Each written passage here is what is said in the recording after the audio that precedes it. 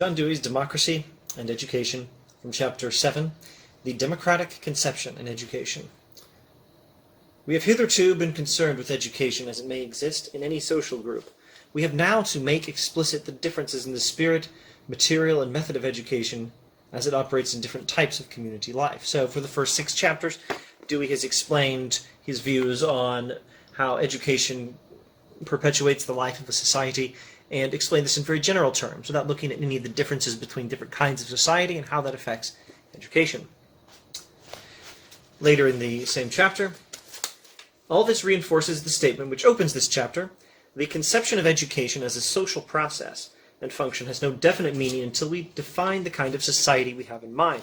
It's not very useful to know that a society perpetuates itself by education until we know what sort of society it is we're trying to perpetuate. So now he's turning to that topic to figure that out. It is therefore necessary, he says, back to page 1 of this chapter, it is therefore necessary to come to closer quarters with the nature of present social life. Now, along the way, there's much he wants to talk about. For example, this topic. There's a choice we could make between dreaming of a perfect world, some sort of utopia, and just accepting things the way they are. And Dewey says that's the wrong choice. You need to find a way in between them. What you need to do is not settle for society as it is, but also don't just dream of a perfect world abstracted away from the society we do know.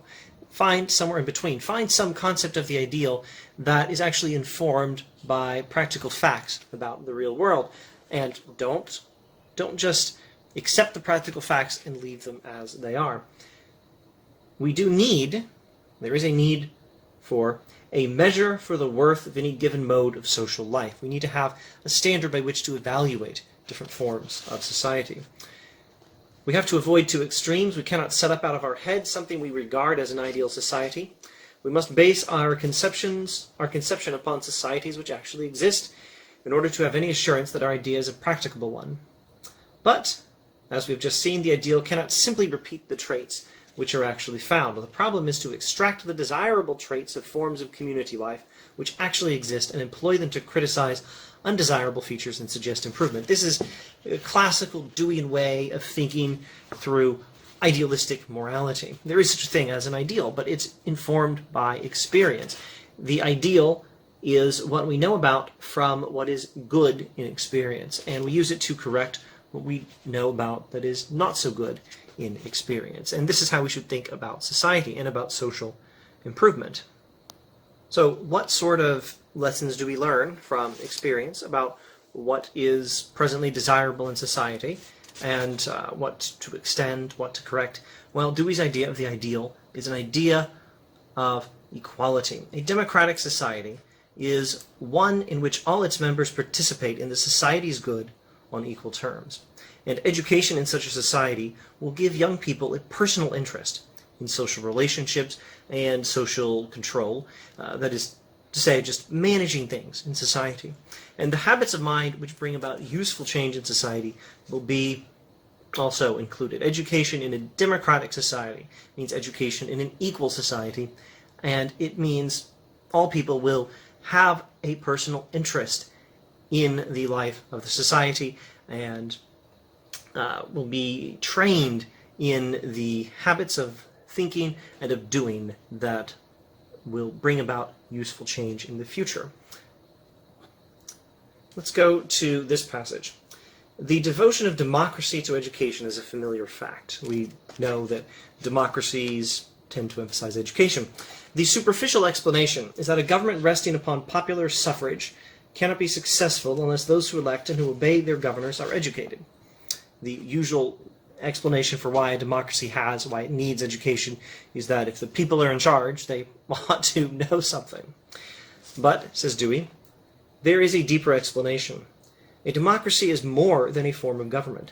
It is primarily a mode of associated living, of conjoint communicated experience. Democracy, in Dewey's mind, is more than just something you do every now and then when you go to vote. And it's more than just a system of government. Democracy is a way of life. It is a way of life and a means of not so much a means. It is the expression of a way of being human, a way of living in society in which there is conjoint communicated experience, in which all are participating equally in the society. Here is a fairly straightforward remark on why democracy requires equal access to education. Obviously, a society to which stratification into separate classes would be fatal must see to it that intellectual opportunities are accessible to all on equal and easy terms.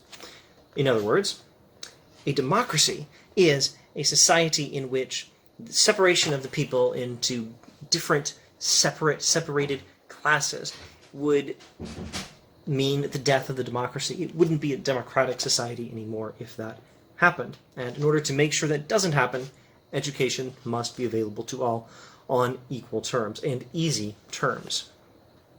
Let's see if we can wrap it up looking at the summary he places at the end of his chapter. Since education is a social process, and there are many kinds of societies, a criterion for educational criticism and construction implies a particular social ideal. Since education is how society renews itself so that it may continue, and since there are different kinds of society, if you're going to have a standard by which to critique and hopefully improve education in a particular society, you must have a standard for what is the right kind of society. The 2 points selected by which to measure the worth of a form of social life are the extent in which the interests of a group are shared by all its members, and the fullness and freedom with which it interacts with other groups.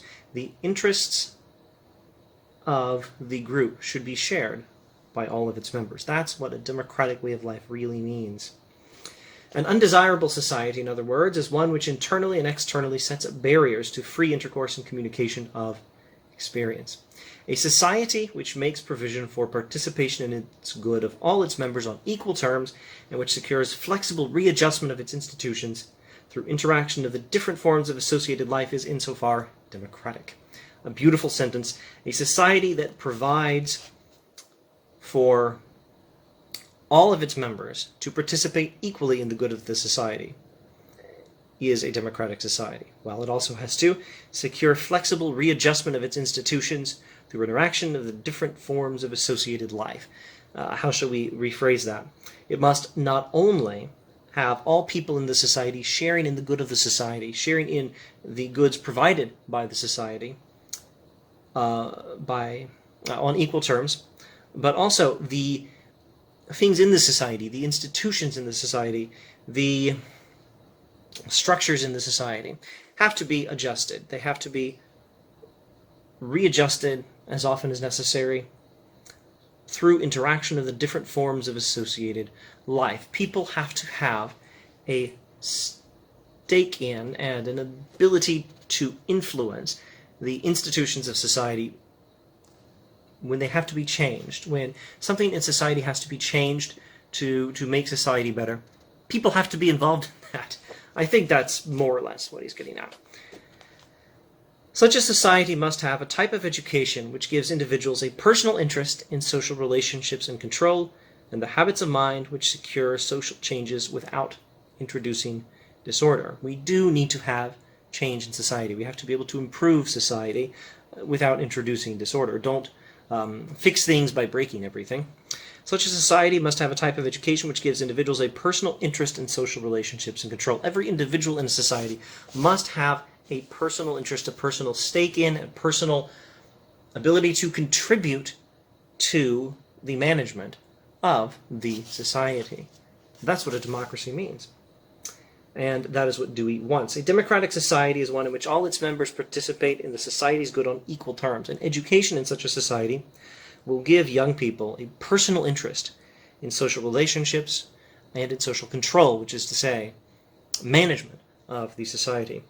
And will train those people. A good education in a democratic society will train those young people in those habits of mind, in those ways of thinking and ways of living, which will bring about useful change in society.